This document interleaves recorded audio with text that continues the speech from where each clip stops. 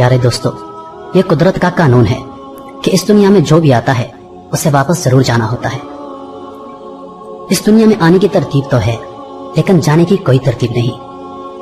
موت کا ذائقہ ہر ایک نے چکھنا ہوتا ہے اور قبر کی اندھیری کوٹھری میں ضرور جانا ہوتا ہے۔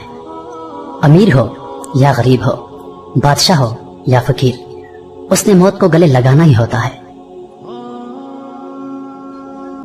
فرمان مصطفیٰ ہے، جب آدمی پر نزاع کا عالم طاری ہوتا ہے تو اللہ تعالیٰ اس کی طرف 5 فرشتے بھیجتا ہے۔ پہلا فرشتہ اس کے پاس اس وقت آتا ہے جب اس کی روح حلقوم یعنی حلق تک پہنچتی ہے۔ وہ فرشتہ اسے پکار کر کہتا ہے، اے ابن آدم، تیرا طاقتور بدن کہاں گیا؟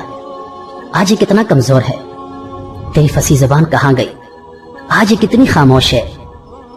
تیرے گھر والے عزیز و اقارب کہاں گئے؟ تجھے کس نے تنہا کر دیا؟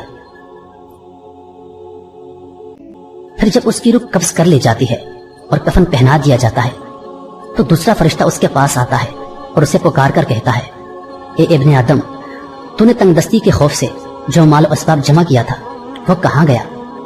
تو نے تباہی سے بچنے کے لیے گھر بسائے تھے وہ کہاں گئے؟ تو نے تنہائی سے بچنے کے لیے جو انس تیار کیا تھا وہ کہاں گیا؟ پھر جب اس کا جنازہ اٹھا دیا جاتا ہے تو تیسرا فرشتہ اس کے پاس آتا ہے اور اسے پکار کر کہتا ہے، آج تو ایک ایسے لمبے سفر کی طرح رواں دواں ہے جس سے لمبا سفر تو نے آج سے پہلے کبھی طے نہیں کیا تھا۔ آج تو ایسی قوم سے ملے گا کہ آج سے پہلے کبھی اس سے نہیں ملا۔ آج تجھے ایسے تنگ مکان میں داخل کیا جائے گا کہ آج سے پہلے کبھی ایسی تنگ جگہ میں داخل نہ ہوا تھا۔ اگر تو اللہ کی رضا پانے میں کامیاب ہو گیا تو تیری یہ خوش بختی ہے، اور اگر اللہ تجھ سے ناراض ہوا تو یہ تیری بدبختی ہے۔ پھر جب اسے لہد میں اتار دیا جاتا ہے تو چوتھا فرشتہ اس کے پاس آتا ہے اور اسے پکار کر کہتا ہے، اے ابن آدم، کل تک تو زمین کی پیٹھ پر چلتا تھا اور آج تو اس کے اندر لیٹا ہوا ہے۔ کل تک تو اس کی پیٹھ پر ہنستا تھا اور آج تو اس کے اندر رو رہا ہے۔ کل تک تو اس کی پیٹھ پر گناہ کرتا تھا اور آج تو اس کے اندر نادم و شرمندہ ہے۔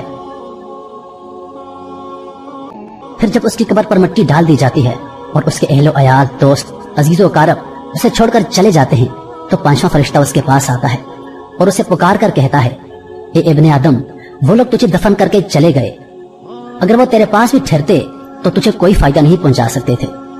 تو نے مال جمع کیا اور اسے غیروں کے لیے چھوڑ دیا۔ آج تو یا تو جنت کے اعلیٰ باغات کی طرف پھیرا جائے گا یا بھڑکتی ہوئی آگ میں داخل کر دیا جائے گا۔ میرے پیارے بھائیوں اور دوستو، یہ زندگی بڑی مختصر ہے، اس کا کوئی بھی پتہ نہیں کہ کب ختم ہو جائے اور کس وقت اور کہاں سے موت آ جائے۔ اس دنیا میں ہمارا آنے کا مقصد ہے کہ ہم اللہ تعالیٰ کی عبادت کریں، نیک اعمال کریں، اچھے اچھے کام کریں، نہ کہ ہم اپنی زندگی کو گناہوں میں صرف کر دیں۔ ہمیں موت آنی ہے اور ہم نے قبر میں جانا ہے، مگر افسوس کی بات تو یہ ہے کہ ہم اس کے لیے کوئی تیاری نہیں کر رہے۔ ہم نے خود کو تیار ہی نہیں کیا۔ ہمارے پاس ساتھ لے جانے کے لیے کچھ بھی نہیں ہے، لیکن ہمارے پاس وقت ہے، ہمارے پاس صحت بھی ہے، اور اللہ پاک نے ہر قسم کی معذوری سے ہمیں بچایا ہوا ہے۔ تو ہمیں چاہیے کہ ہم اس دنیا میں نیکی کریں، اچھے اچھے کام کریں، اپنی زندگی اس راستے پر ڈال دیں جس کا ہمارا پیارے نبی صلی اللہ علیہ وآلہ وسلم نے بتایا ہے۔